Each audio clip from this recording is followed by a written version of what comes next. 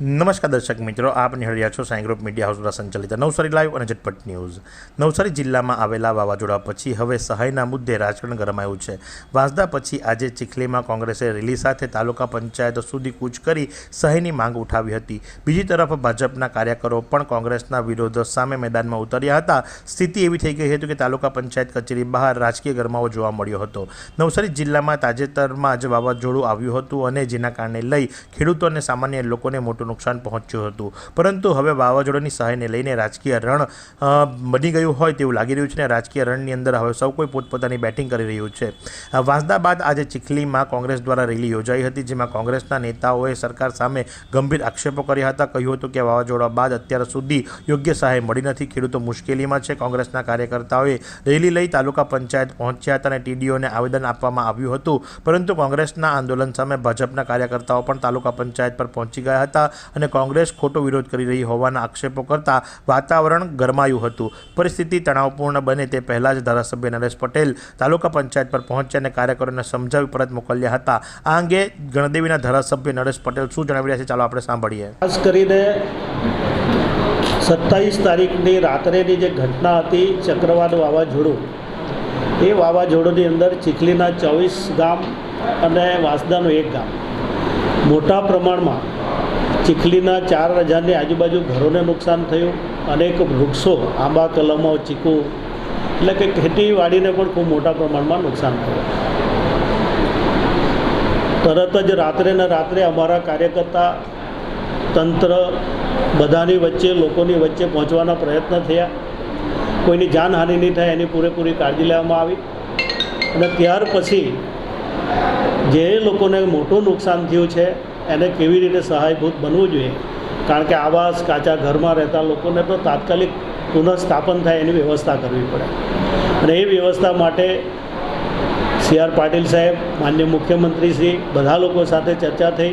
પ્રભારી મંત્રીશ્રી પોતે ખુદ આવી ગયા અને તંત્ર સાથે બેઠક કરીને જે કંઈ તાત્કાલિક સહાય કેવી રીતે મળી શકે એની વ્યવસ્થા માટે પણ કામે લગાડ્યા। વીજ પુરવઠો 48 કલાકમાં ઊભો કરવા માટેનો નિર્ણય લઈ લીધો। પાણી નથી ત્યાં પાણી કેવી રીતે પહોંચી શકે એની ચિંતા કરી અને ખાસ કરીને મીડિયાએ પણ અમને સાચા રિપોર્ટો તો દરેક જગ્યાએ આપ્યા અને એના કારણે અમે ત્યાં અમારા કાર્યકર્તાઓને પહોંચાડીને પાક્કું શું છે, સાચું સર્વે કેવી રીતે મળી શકે એ દિશામાં પણ પ્રયત્ન કર્યા અને સ્વૈચ્છિક સંસ્થાઓ એટલી બધી સામે આવીને જે મદદ કરી છે, અનેક લોકોને ફરી પુનઃસ્થાપન કર્યા। સવાલ એ છે કે હવે જે ખેતીવાડીનું નુકસાન છે અને 2900થી વધારે ઘરો એવા છે કે જે નોર્મ્સમાં નથી આવતા, એના માટે વિશેષ પેકેજ સરકાર કેવી રીતે બનાવી શકે એ દિશામાં તંત્ર પણ અત્યારે ખૂબ મહેનત કરી રહ્યું છે। અમારે પણ જ્યાં વાત કરવાની અમે કરી છે, એટલે તંત્ર, સ્વૈચ્છિક સંસ્થાઓ, મીડિયા, બધા જ લોકો, અમારું સંગઠન, બધા લોકોએ આપત્તિ સમયે કોઈ પક્ષાપક્ષી નહીં પણ માનવતાની ધોરણે કેવી રીતે કામ થઈ શકે એ દિશામાં બધા લોકોએ ખૂબ મદદ કરી છે। હું તો અહીંયાના ધારાસભ્ય તરીકે બધાનો આભાર માનું છું। આજે જે વિરોધ કોંગ્રેસ પક્ષ દ્વારા જાહેર કરવામાં આવ્યો હતો, 5 લાખની સહાય ચૂકવવાની વાત કરવામાં આવી હતી, એ બાબતે શું કહેશો? એ જે વાતો કરે છે એ વાર્તા છે। સરકાર હંમેશા આ કોઈ ગુજરાત માટે આપત્તિ, આ તો ખૂબ નાનો વિસ્તાર છે, ગુજરાતની અંદર એવી આપત્તિઓ આવી છે, નોર્મ્સમાં એના દાયરામાં રહીને, દાયરાથી બહાર રહીને પણ માનવતાની ધોરણે પણ સરકારે મદદ કરી છે અને અત્યાર સુધીમાં મોટાભાગે અન્યાય કોઈને કર્યો નથી, મને વિશ્વાસ છે, કારણ કે એ લોકોએ તો આક્ષેપ કરવા છે। આવા સમયે તો પક્ષાપક્ષી આવતી જ નથી, આપત્તિ સમયે તો બધાએ સાથે મળીને લોકોને સહાયભૂત બનવું જોઈએ, એના લીધે એ આક્ષેપ કરવાનું બંધ કરે અને સાચી વાત હોય તો અધિકારીઓ સાથે તમને પણ તક મળી છે, તમે પણ વાત કરો કેટલાને બાકી છે તો શું કારણ છે અને એની વાત ઉપર કરો।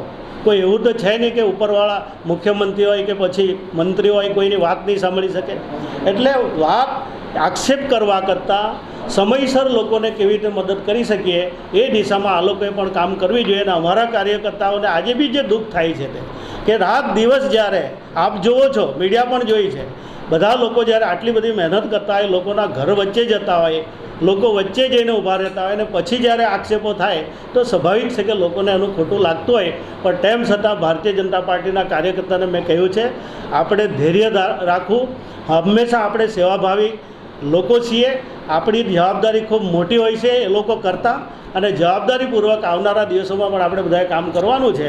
એ રીતે અમે અહીંયાથી બધા કાર્યકર્તાને મેં છૂટા પાડ્યા છે.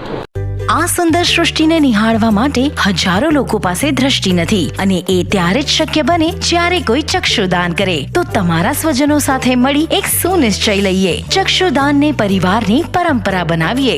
Visit Sant Punit Chakshu bank, Rotary eye institute, Navsari. Call 7069006329. તો સાથે જ ભાજપના કાર્યકર્તાઓ તાલુકા પંચાયતથી પરત ગયા બાદ કોંગ્રેસના ધારાસભ્ય અનંત પટેલ તાલુકા પંચાયત પહોંચ્યા અને દરેક વાવાઝોડા પીડિત પરિવારમાં 5 લાખ સહાયની માંગ સાથે ટીડીઓને આવેદનપત્ર આપ્યું. ધારાસભ્ય અનંત પટેલ અને કોંગ્રેસના આગેવાનો દ્વારા સરકાર માત્ર થોડાક પૈસા આપી રહી હોવાની વાત ચાલી રહી છે અને વહવાઈ લૂંટવામાં આવી રહ્યા હોવાના આક્ષેપો પણ કર્યા હતા.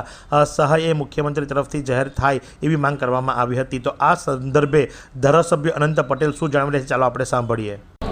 ગત 27ના રોજ ચક્રવાત વાવાઝોડું ગુજરાતના વાંસદા હોય, ચીખલી હોય, વલસાડ જિલ્લો હોય, મહુવા તાલુકો હોય, ડોલવણ હોય એ વિશેષ વિસ્તારમાં આવ્યું હતું, જેના કારણે હજારો ઘરોને નુકસાન થયું હતું.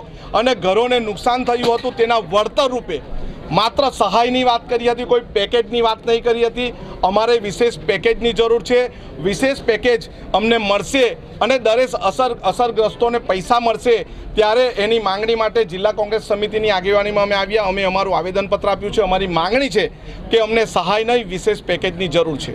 તો આ પ્રમાણે વાવાઝોડા બાદ સહાયના મુદ્દે હવે રાજકારણ ગરમાયું હોય એવું લાગી રહ્યું છે. એક તરફ સરકાર સહાય પહોંચાડી રહી હોવાનો દાવો કરી રહી છે, તો બીજી તરફ કોંગ્રેસ લોકો સુધી સહાય ન પહોંચી હોવાનો આક્ષેપ કરી રહી છે. હવે સાચી હકીકત તો જે ભોગ બન્યા છે એ જ જાણે. એક બાજુ ભાજપ સહાયના નામે વસ્તુ આપી ફોટા પડાવે છે, ત્યારે બીજી બાજુ કોંગ્રેસ સહાય ન મળી હોવાની બૂમરાણ પણ ચલાવે છે. તો આ જ પ્રમાણે આવા અવનવા સમાચારો માટે આપ નિહાળતા રહો નવસારી લાઈવ અને ઝટપટ ન્યૂઝ.